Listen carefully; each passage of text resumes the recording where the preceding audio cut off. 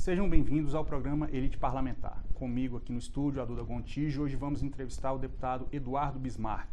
Se insere na elite parlamentar como especialista, tem formação na área jurídica e tem uma atuação muito forte na área de tecnologia da informação, turismo e também atua em outros temas. Vamos começar já falando sobre a atuação do deputado. Deputado, o senhor chegou na Câmara em 2019, primeiro mandato, já chegou se destacando. Qual a receita de sucesso para um parlamentar de primeiro mandato já começar um mandato, uma atuação ocupando espaço numa casa de 513 cabeças? Bom, Marcos, primeiro quero agradecer a oportunidade da gente estar aqui conversando, você, a Duda Gontijo, e dizer que para mim sempre foi um sonho ser deputado federal. Eu acho que essa vontade de ser deputado federal ajuda muito também quando você vai desenvolver o seu trabalho. O desejo que você tem de desenvolver qualquer proposta de trabalho, tudo isso colabora muito. E eu sempre fui um apaixonado pela política. Apesar de estar no meu primeiro mandato, eu sempre acompanhei a política de perto, acompanhei o desenvolvimento das questões do país, os debates, e acompanhava o Congresso por força até do meu trabalho como advogado. E isso me ajudou bastante quando eu cheguei no Congresso. Primeiro porque eu tinha relações já estabelecidas dentro do Congresso com alguns parlamentares e até com colegas também que estão hoje na esplanada do Ministério e que já estiveram ali ocupando outros cargos. Isso colaborou para que a gente pudesse desenvolver um bom diálogo, para poder... As pessoas já tinham uma noção de quem era o Eduardo Bismarck, já tinham uma noção da minha reputação até de outros momentos, e isso aliado à minha força de vontade, ao meu desejo de ser político, de fazer um bom mandato, de fazer a boa política, que eu não gosto muito de falar a velha e a nova política, de fazer a boa política, de estabelecer boas conexões e pensar no país nesse momento difícil que nós estamos vivendo. Eu acho que isso tudo colaborou para que a gente pudesse estar desenvolvendo um bom trabalho. Acaba que os méritos que a gente recebeu posteriormente foram consequência desse trabalho. Eu não lutei para eventualmente ganhar prêmio A, prêmio B, que acabou acontecendo dentro desse mandato, mas sim lutei para fazer um bom mandato. Deputado, falando aqui sobre uma das suas especialidades, que é a questão de tecnologia da informação, a difusão de fake news em plataformas digitais hoje é um grande problema e está na ordem do dia das discussões políticas. Recentemente tivemos aí uma decisão do TSE que cassou o mandato de um deputado estadual por divulgar informações falsas sobre as urnas eletrônicas.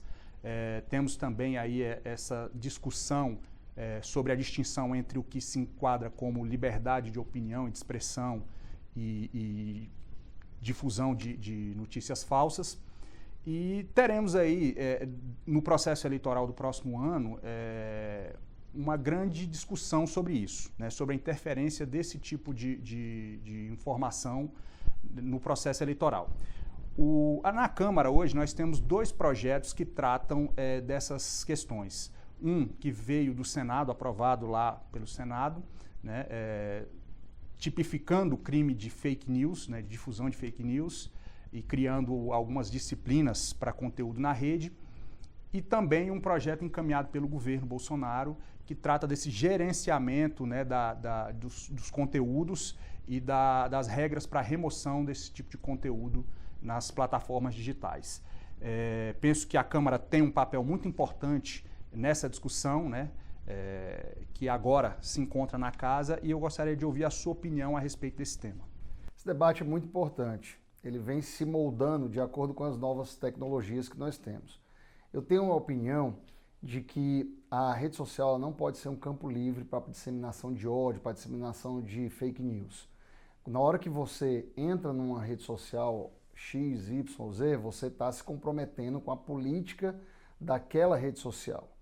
Então você está se obrigando a cumprir aquilo que eles dizem que são as regras do jogo.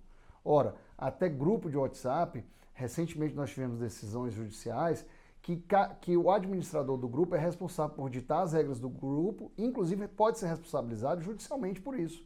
Então, como que você não vai colocar uma regra do jogo numa rede social que tem milhões, se não bilhões de usuários? É muito importante que haja esse controle por parte não só social, ou seja, das pessoas que estão ali acompanhando, mas também do judiciário, da própria rede social.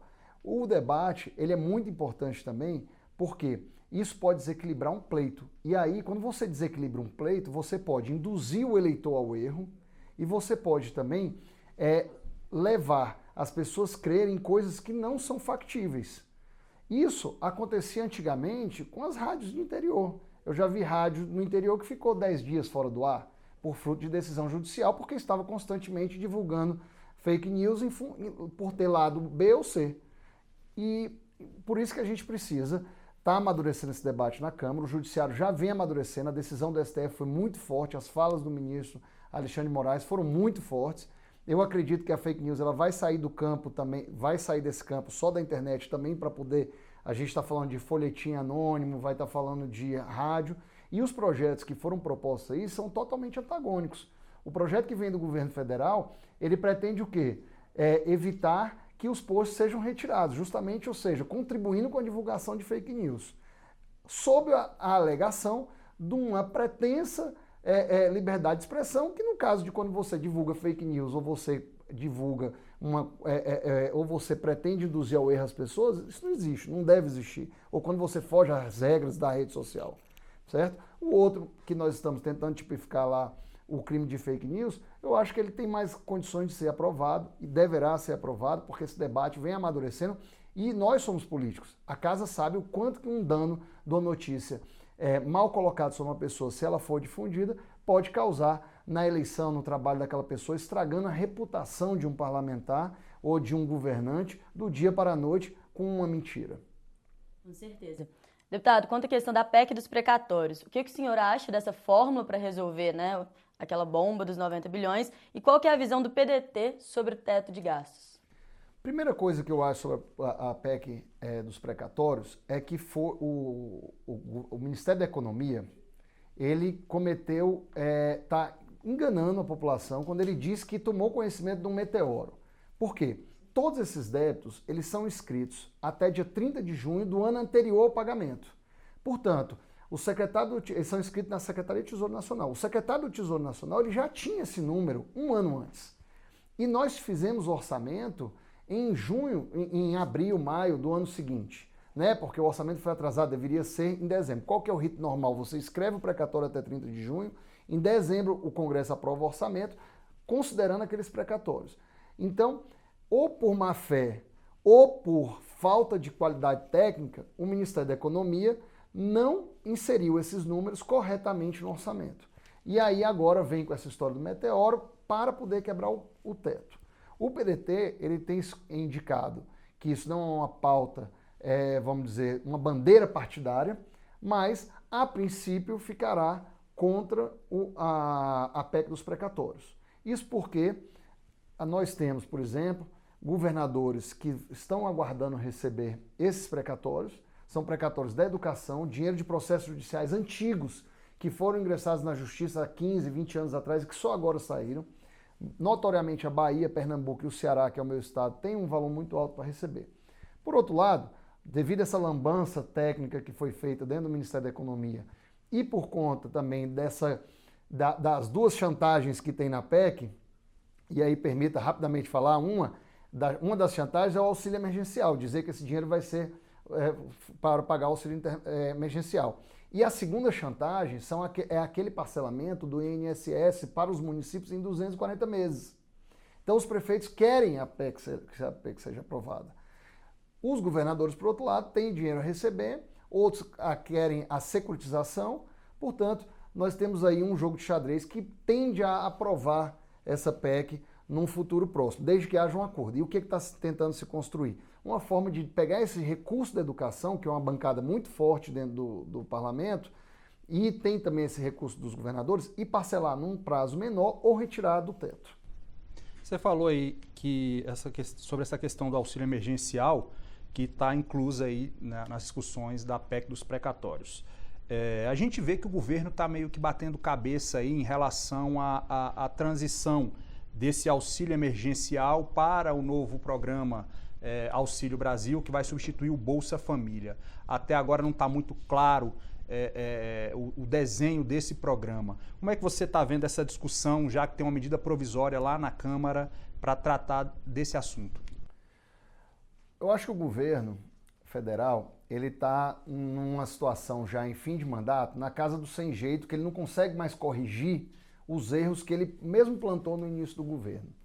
E isso é muito ruim, porque você não consegue corrigir, quando você tem 4 anos de mandato, você não consegue corrigir uma gestão no último ano. Então ele está apostando todas as fichas nesse auxílio emergencial para poder tentar ter chances no páreo no ano seguinte. E aí fica nessa discussão do valor. Você vê que R$400 é um valor que eles seriam contra, naturalmente. Lá no início da pandemia quiseram propor menos de R$200. Então agora a gente tem um governo que defende uma bandeira que sempre criticou, o governo de direita que está defendendo uma bandeira que ele é tradicionalmente contra. O que eu falo, não é porque, me perdoem, o governo, este governo federal, com as bandeiras que tem, goste do mais carente. Não, ele está fazendo isso literalmente para pavimentar. Basta ver, tentar pavimentar uma chance de candidatura. Basta ver que no ano passado, quando nós tivemos o auxílio emergencial de R$600, foram os melhores índices de aprovação do presidente, por conta do dinheiro que estava recebendo na ponta. Então, o governo está desesperado para poder aprovar esse auxílio emergencial. A gente não pode deixar quem mais precisa desamparado, entendeu? Eu não vou votar, de repente, contra o governo, porque eu acho que ele está fazendo errado, e deixar o menos favorecido desamparado, né? Por conta de um problema eleitoral. Mas acho que o governo está buscando isso aí apenas por vaidade própria, e não por acreditar na bandeira do auxílio emergencial. Com certeza. O senhor comentou, né, das candidaturas para o próximo ano, e eu queria saber, a candidatura do Ciro, esquerda ou centro? O Ciro é um social-democrata. Ele está num partido de esquerda, ele tem uma ideologia de esquerda, a gente tem um refinamento político por esse lado, dentro do Ceará, que é olhar, a gente tem uma pobreza muito grande no estado, a gente vem do estado pobre, e as bandeiras sociais que a gente busca, eles estão muito ligadas ao pensamento de esquerda. Então, eu acredito que ele vem sim com a bandeira dele histórica, pessoal dele, que é essa, a bandeira do PDT, que é um centro-esquerda, mas nesse momento que a gente encontra um outro lado, numa ponta direita, muito forte, abre espaço dentro do centro-direita de pessoas que estão no mesmo projeto contra aquela direita radical, que é o que nós temos hoje. Então, eu acredito que pessoas que têm esse viés da social-democracia, que pensam num lado mais social e que tudo mais, que são os políticos que estão ali talvez mais no centro-direita, eles vão aderir a uma possível candidatura do Ciro. E eu penso que num momento que a gente tiver uma polarização de lados, o eleitor, ele fatalmente na reta final, ele vai olhar para uma terceira via, ele vai buscar esse nome, ele vai buscar quem é que tem mais chances de ganhar e quem é que tem melhor condições de governar o país. Eu acho que é aí onde que o Ciro tem uma grande chance. Se ele conseguir, aí, dentro do trabalho dele, mostrar o que ele já vem fazendo, e ele está lutando muito por isso, subir um pouco mais nas pesquisas, ele consegue se colocar numa condição de que o eleitor lá na frente possa olhar, opa, não quero nem Bolsonaro nem Lula. Eu vou buscar um outro nome que possa substituir esse cenário. E aí, só para poder dar uma complementação, eu acho que a entrada do Moro nesse jogo, ele ajuda muito o Ciro, porque o Moro, ele tira voto do Bolsonaro. Ele tira voto daquele eleitor que o Bolsonaro teve e que eventualmente está decepcionado, ou aquele eleitor que votou no Bolsonaro, mas acha o Moro mais preparado. Ninguém quer viver esse problema que nós estamos vivendo hoje no país, de um presidente que não é propositivo, não apresenta propostas, não debate, não chama a sociedade nem o parlamento para debater, só sabe reclamar. Só chega e fala, é difícil governar o país, porque isso, porque aquilo, e não chama, que a vacina, porque queriam me chantagear na hora da compra da vacina, porque queriam muitas garantias, e por que não chamou o Congresso para debater? Por que a gente não sentou e fez um acordo nacional para poder a gente ter a compra antecipada dessas vacinas, né? Porque não há uma sensação propositiva por parte do presidente. Há um encaminhamento do presidente sempre de rivalização, de fazer uma rivalidade, de brigar, de colocar A contra B. E eu acho que a população está meio cansada disso, a sensação que eu tenho. Antes da gente encerrar esse assunto e partir para algo mais geral, eu queria que o senhor comentasse um pouco as alianças agora, então, para essa candidatura do Ciro. Existe já alguma composição e negociação? Como que tem sido? Levando em conta que o Ciro, ao se colocar também como um candidato de terceira via, é um campo que está muito, digamos assim, pulverizado em termos de candidaturas, né? E que pode até dificultar, de certa forma, algumas formações aí de alianças eleitorais. E tendo também em conta que no campo da centro-esquerda, por exemplo, o PSB já vem conversando com o PT, o Cidadania vem conversando com outros candidatos, então, para que você abordasse aí sobre todo esse quadro. Bom, eu não posso falar em nome do partido nem do Ciro que está construindo isso aí, mas o que eu vejo? Eu vejo, por exemplo, partidos como o PSD, partidos como o próprio PSDB, a depender de quem seja o candidato, partido como o próprio União Brasil, que tem o DEM no seu DNA e traz aí, por exemplo, já alianças consolidadas com democratas, com antigos democratas. Eu vejo esses partidos como partidos que estão em constante diálogo com o PDT e com o Ciro Gomes, propriamente dito. Veja que o próprio Datena deu uma declaração favoravelmente ao Ciro esses dias e saiu do PSL e foi para o PSD, que é um partido que já vem dialogando. O PSB, apesar da gente ter uma boa parceria histórica com o PSB, eu não acredito muito que ele venha com o PDT, porque o PSB ele sempre acaba ficando ali mais com o PT, né, por ordem da diretoria nacional do partido. Apesar lá de nós termos grandes bons amigos dentro do PSB, mas eu acabo vendo que ele indo muito para o lado do PT. E o PT é um partido que ele sempre quer ser hegemônico, ele prefere ser oposição hegemônica do que fazer uma união para poder ganhar uma candidatura. Então, o PT não quer perder a hegemonia. Ele prefere perder e ficar na oposição. E ficou muito claro isso agora com a candidatura do Haddad. Então, a gente não espera que o PT venha num arco desse de aliança. Eu acredito mais que a gente tente ali ficar mesmo uma candidatura de centro, entre centro-direita e centro-esquerda. Partidos com ideologia. Partidos que tenham bandeiras muito próprias, não partidos fisiológicos. Sobre essa estratégia do Ciro de ataque ao Lula, como é que você vê? Acha que isso de fato agrega, traz votos para o Ciro? Isso acrescenta de fato? Porque o que eu vejo muito na opinião pública é uma crítica a esse tipo de postura. Como é que você vê? Há uma crítica muito forte dos defensores do Lula em torno dessas críticas do Ciro ao Lula. Isso é natural. O Lula tem uma legião de fãs muito grande no país, isso é inegável. Tem muita gente que está muito feliz porque a vida realmente da família mudou, ou que teve oportunidades, ou que ele realmente tem um legado muito grande. Mas do mesmo jeito que o Lula tem um legado muito positivo de ter mudado o país, pegou um país muito bem pavimentado, diga-se de passagem pelo Fernando Henrique, estruturalmente, institucionalmente modificado do que era antes, né, um país mais moderno, o Lula ele deixou um grande legado. Aí o Ciro ele tem críticas ao Lula e são críticas contundentes, muito voltadas porque o Lula também deixou um legado negativo para o país, não só o Lula como o PT, principalmente. As coisas que o PT, que a gente viu na mídia, tudo que aconteceu em torno do PT são muito ruins. E isso será colocado numa mesa, numa candidatura futura. Acho que o Lula insistir na candidatura dele, às vezes eu chego a pensar que nem ele será candidato. Eu acho que ele insistir numa candidatura, como ele vem insistindo, é ele acabar dando pleito ao Bolsonaro. Portanto, eu vejo que o Ciro ele deve manter as críticas dele, se ele achar que é assim pertinente, porque ele tem que dar a opinião dele, e há uma rejeição muito forte no país ao que o PT fez ali quando estava no governo, notadamente ali na reta final, nos governos ali, depois que o Lula já deixou, já havia um formato de trabalho dentro do PT que a população não quer aquilo. Ficou muito claro nessa eleição agora do Bolsonaro. Desculpa, sem Duda. problema algum. Voltando aos temas do Congresso, nas últimas semanas muito se falou sobre a possibilidade de privatizar a Petrobras. Eu queria saber qual a avaliação do senhor quanto ao tema. Eu estou muito triste porque eu vejo que o governo federal, nesse viés de privatizar a Petrobras, ele vem deixando a Petrobras um pouco menos, vamos dizer assim, atrativa. Em que pese ele tenha distribuído lucros recordes, mas ele vem ali com essa política de preços de combustíveis e tal, tratando, vamos dizer assim, a Petrobras de uma forma como não deve ser tratado no estatal. Querendo ou não, nós temos que ter algumas empresas públicas para poder servir o país.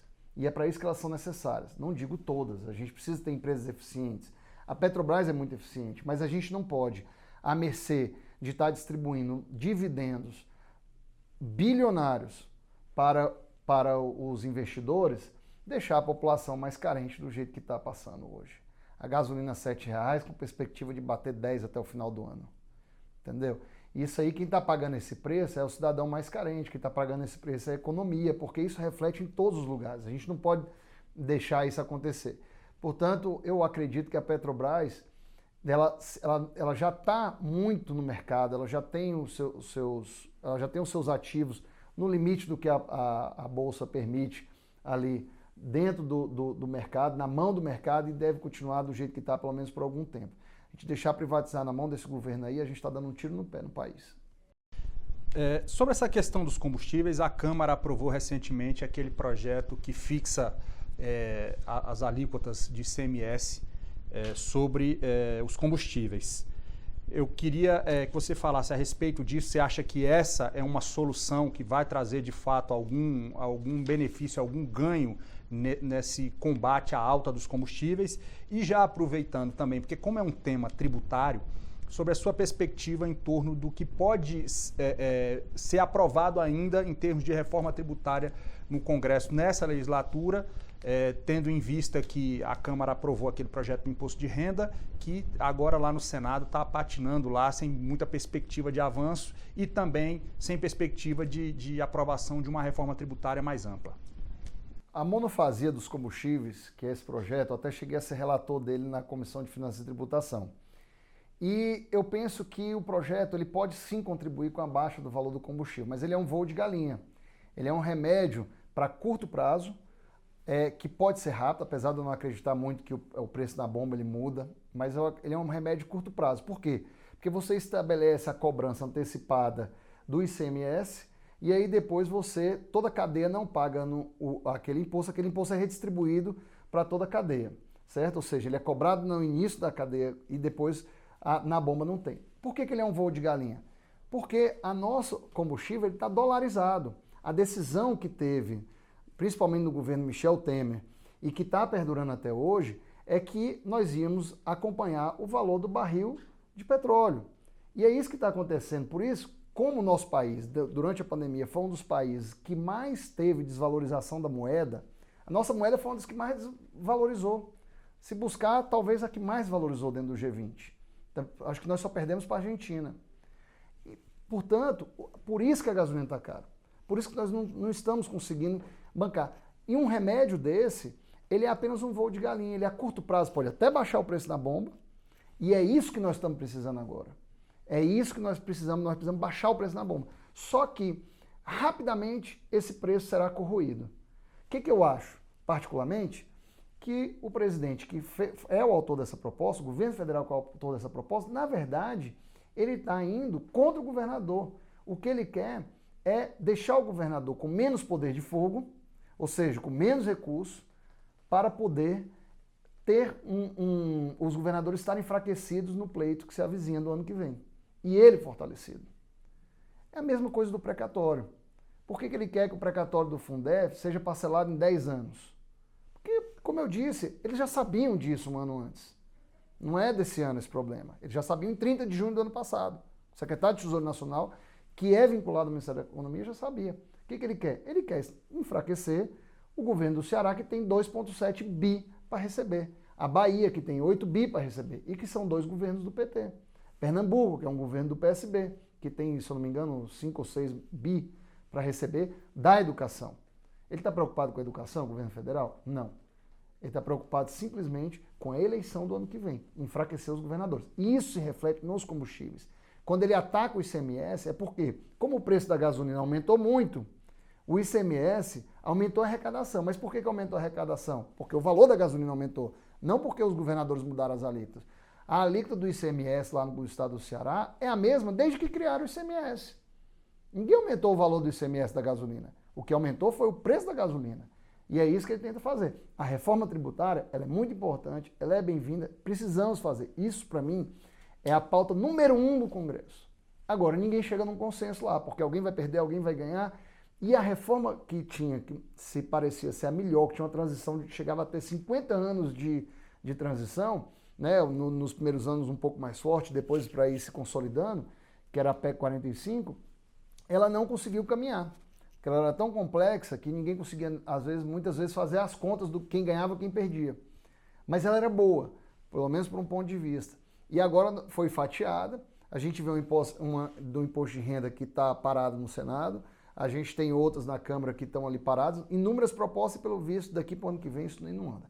Agora, como que eu penso como pessoa pública, eu acho que, como cidadão, eu acho que a reforma tributária, ninguém aguenta mais esse manicômio tributário que a gente vive. A reforma tributária ela tem que ser pauta número 1, seja quem for governante, para o próximo mandato, colocar isso nos primeiros 6 meses. E aprovarmos uma reforma que diminua essa burocracia, essa confusão tributária, que acaba prejudicando as empresas, acaba prejudicando os empreendedores, os empregos, e aí você tem toda uma cadeia de consequências. Continuando o assunto na questão das reformas, eu queria que o senhor comentasse um pouco sobre a reforma administrativa. A gente tem visto nos últimos dias uma confusão muito grande, né, em cima da inclusão ou não do judiciário. Enfim, queria que o senhor fizesse um comentário geral sobre essa pauta. Sobre a perspectiva de avanço, né, porque a gente viu que deu uma parada. É um tema muito duro para ser pautado em véspera de eleição. Muitos parlamentares, até do próprio Centrão e da base do governo ali, com quem eu dialogo, eles não estão querendo votar essa pauta. Falam assim, olha, é uma pauta muito ruim para a gente votar em cima da eleição, certo? O que eu acho? Eu acho que se a gente tem uma data de corte, o que não vale para trás, não atrapalha os direitos adquiridos, isso pode até ser bom. Mas o que está pegando lá na reforma administrativa? É aquela avaliação do servidor, aquela avaliação do servidor que vai valer para o servidor que já está efetivo. Porque quando você entra na regra do jogo e você sabe a regra do jogo, é uma decisão sua. Entrar naquele jogo sabendo que as regras mudaram. Várias questões do servidor público. Até aí tudo bem. Mas quando você começa a avaliar quem já tem um status quo, através do novo sistema, você está tirando direitos ali de quem já tem. Isso mexe com a estrutura. Qual que é a minha preocupação? O PDT tem uma bandeira muito forte com o funcionalismo público e, acho importante isso, mas a gente tem que pensar no cidadão também. E o cidadão, muitas vezes, é o mais afetado. É aquele cara que chega no balcão, pede uma certidão e a certidão não sai, ou não sai daquele jeito, demora 5 dias, faltou o cara que carimba. Então, a gente tem que pensar muito na modernização do nosso país para esse ponto. Eu acho que a PEC 32 ela pode ajudar nisso, se vier com uma modernização maior, mas é um tema muito espinhoso para poder ser votado em véspera de eleição. Acho que até a PEC dos precatórios pode ser um bom termômetro se o governo pode ter votos ou não para a PEC 32. Dentro de outra área de atuação sua, que é a questão do turismo, eu vejo que você tem tido aí uma disposição grande em fazer uma discussão sobre essa questão da disponibilidade de voos no Brasil e algo que tem preocupado muito o setor aéreo, né, essa possibilidade de fusão Latam e Azul, né? Há toda uma discussão sobre concentração de mercado, monopólios, esse tipo de coisa. Como é que você vê essa possibilidade? Acho que o Congresso tem que debater isso profundamente.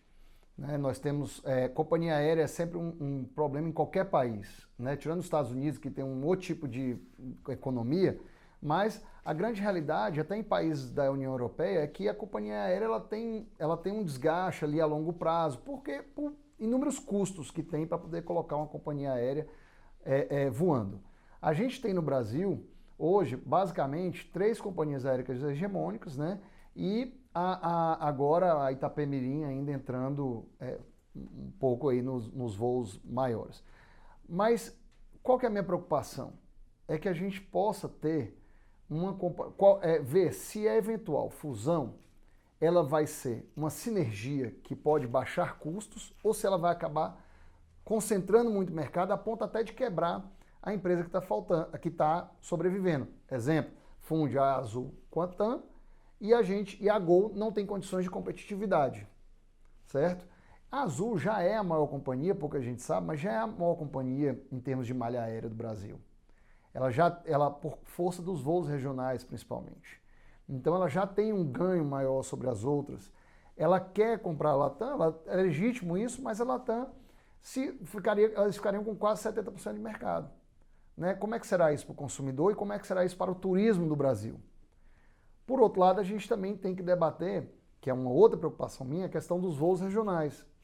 Eu fico impressionado como é que no Brasil a gente tem pouco voo regional. Eu acho que isso deveria ser o grande investimento do país, até com subsídios do governo federal, com relação à quantidade de assentos em voos ou promoção de destinos, para poder a gente pulverizar mais a nossa malha aérea, que é muito focada nos grandes centros urbanos, nas grandes capitais. Nós temos aeroportos aptos a receber voos. Então, nossas duas preocupações do mandato com relação ao turismo e aviação é muito essa. A gente dá condições da malha aérea regional poder estar mais pulverizada dentro dos municípios e, por outro lado, a gente não deixar que haja uma concentração de mercado tão grande que possa prejudicar o consumidor, que é o turista, seja ele de negócio, seja ele de lazer. Outra pauta que nós sabemos que o senhor se envolve bastante é a questão da legalização dos jogos de aposta. Recentemente a gente percebeu que a discussão voltou, né? Todo mundo tem falado bastante sobre, e eu queria saber como o senhor avalia a viabilidade dessa legalização. Eu sempre defendi que o Brasil deveria ter um plano para cassinos aqui, certo? Cassinos, principalmente resorts, que a gente chama hoje de resorts integrados.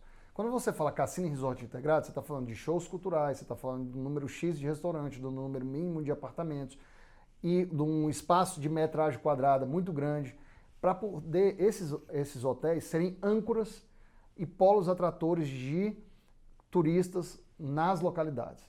Você desenvolve uma região com isso. Só que esse planejamento precisa ser muito bem pensado. Tem um grupo de trabalho hoje na Câmara dos Deputados que a gente está se debruçando sobre isso, com base num projeto que também foi muito estudado na época que foi debatido. Acho que, se eu não me engano, é um projeto de 91, alguma coisa assim, mas ele foi amplamente debatido. Já por vários momentos, esse projeto foi resgatado em comissões especiais. Agora nós temos um grupo de trabalho com um compromisso do presidente Arthur Lira de colocar para votar o texto final, para a gente deixar o país decidir. Eu acho importantíssimo. O mundo inteiro tem esse tipo de cassino. Todos os países têm. Quando a gente deixa de ter, nós estamos perdendo investimentos, nós estamos perdendo a arrecadação, a gente está perdendo a possibilidade de aumentar o nosso turismo aqui no Brasil. O que a gente precisa tomar conta? Que as pessoas não se viciem no jogo. E você tem mecanismos para isso. Quando você evita, por exemplo, um acesso livre a jogos muito fácil, por exemplo, aquele jogo que está na esquina, que você vai lá e entra dentro de uma casa, de uma padaria e tem uma máquina caça-níquel. Esse tipo de coisa não é saudável. Quando você coloca num resort, você faz com que a pessoa vá para lá, passe uma semana, ele tem tempo de entrada e de saída daquele prazo ali. Como você vai, às vezes, hoje, numa viagem para o exterior, você fica lá 7 dias, 10 dias, 5 dias e faz o jogo naquela época e aquele dinheiro que está reservado para ali. O Brasil hoje recebe menos turistas internacionais do que a ilha de Cancún. Eu acho que isso é um dado significativo por ano. A gente recebe menos turistas internacionais aqui no Brasil do que somente a ilha de Cancún, no México.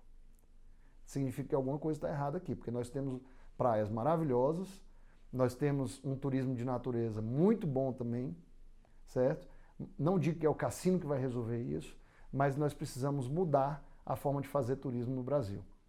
A gente precisa pensar um pouco nisso. E eu acho que o cassino seria um grande... Muita gente viaja para ver cassino.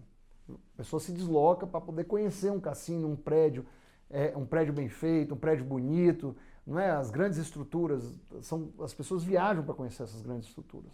Tem um delta lá de pessoas que viajam só para conhecer cassino no exterior. Então, a gente precisa atrair um pouco desses investimentos para cá, a arrecadação, investimento nesses cassinos e, consequentemente, os turistas, que desenvolve também a região. Só para poder concluir, que eu não podia deixar de dizer isso, quando você coloca um resort integrado numa região, você desenvolve toda aquela região em torno do resort. Você gera emprego para o guia turístico, você gera emprego de atendente, recepcionista, garçom, você gera emprego, você gera fluxo, você gera desenvolvimento de toda uma região ali que vive em função dos empregos que são gerados. Por quê? Porque esses resorts integrados, eles são resorts que têm 1.500 funcionários, 2.000 funcionários. Então você bota um no Ceará, você pega funcionário do estado inteiro para ir para lá trabalhar. Acho que antes da última pergunta, a gente percebeu que o senhor é extremamente favorável à questão, mas e os seus colegas? Esse projeto ele passa, não passa? Ele tem uma resistência muito grande, já divulgada, da bancada evangélica, certo? Que tem uma preocupação, eles não são favoráveis, parte deles não são favoráveis. E é uma base de apoio ao presidente Bolsonaro. Então, a ideia é colocar esse tema para votar. Como tudo deve ser feito na Câmara, né? A gente tem que debater os temas e colocá-los para votar. Eu acho que ele acaba sendo aprovado na Câmara. Eu acho que hoje há uma conscientização muito grande e há muito mais deputados parlamentares favoráveis a um projeto bem estruturado de cassinos e resorts do que contrários. Agora, se o projeto, eu acredito muito que o relator, que é o deputado Felipe Carreiras, vai fazer um bom projeto, um bom substitutivo. Eu acredito que ele fazendo um substitutivo bem elaborado, bem traçado, com planos e que evite aí realmente uma degradação da sociedade em torno de pequenos jogos e cassinos que apenas viciam e tomam dinheiro daquele cidadão mais carente, eu acho, e voltado com um olhar para o turismo, eu acho que a gente tem uma grande chance de aprovação tanto na Câmara como no Senado, e se o presidente vetar, nós vamos reavaliar o veto. Para encerrar nossa entrevista, uma pergunta sobre o futuro político do deputado Eduardo Bismarck e do seu grupo. Como vão se acomodar as forças que hoje governam o Ceará, tendo em vista que o governador Camilo Santana é do PT e provavelmente o PT terá a candidatura presidencial e você e todo o grupo, digamos, do que a gente chama dos Ferreira Gomes, né, capitaneado pelo Ciro Gomes e pelo senador Cid, né, do PDT, tendo em vista que o Ciro será candidato, e especificamente o deputado Eduardo Bismarck vai concorrer a quê em 2022? Eu vejo que hoje nós temos na nossa aliança lá 3 vagas na chapa, senador, governador e vice-governador, certo? O Camilo, governador Camilo, do PT, ele vem dizendo já muito claramente que ele gostaria de ser senador da República. Isso implica dele ter que sair em início de abril para poder se candidatar ao Senado. Ele sendo candidato ao Senado, o PT já ocupa a vaga de senador do nosso aliança, que provavelmente será do PDT, lá, que vai capitanear a chapa. Isso porque a vice é do PDT e nós temos bons quadros dentro do PDT que vão aí se colocar para serem sucessores do governador Camilo, da governadora Isolda, que assumirá em abril. Dentro desse quadro, sobraria apenas a vaga da vice-governadoria para algum partido que vier compor a aliança. O meu projeto hoje, particular, obviamente, quando eu falo particular, o projeto do deputado Eduardo, mas que é um projeto da base do nosso grupo de apoio, é concorrer a deputado federal novamente. Óbvio que nós temos bons quadros dentro para candidatar a governador. O meu nome está sempre à disposição do partido. A gente vem fazendo encontros regionais e debatendo quem são os candidatos a governador, mas eu acho que o plano mais provável é candidatura, reeleição, indo aí concorrer a uma reeleição de deputado federal. Nós temos nomes lá também como do ex-prefeito Roberto Cláudio, de Fortaleza, que está se colocando aí também para uma candidatura a deputado federal ou a governador do estado. Portanto, eu acho que o PDT tem bons nomes, bons quadros, a gente está construindo uma candidatura, a gente está fazendo como se fossem umas prévias dentro do partido, mas eu tenho muita vontade de ser governador do estado. Acho que tem um cenário, eu teria total condições de ir, de debater, de discutir, principalmente com o oponente que está se colocando lá, mas a tendência hoje é uma candidatura à reeleição a deputado federal.